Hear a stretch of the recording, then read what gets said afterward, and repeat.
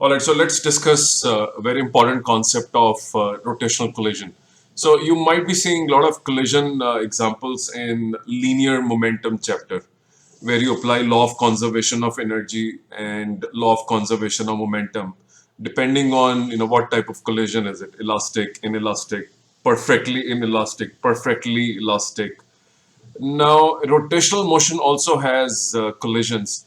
And just to give you a feel of what it is, now you might have gone to the place where you play this bowling, and you can see the collision between bowling and the pin, as an example of a rotational collision, because your ball is rolling on the very smooth surface and has an angular momentum of I omega, and when it goes and hits the pin, the angular momentum still remains conserved.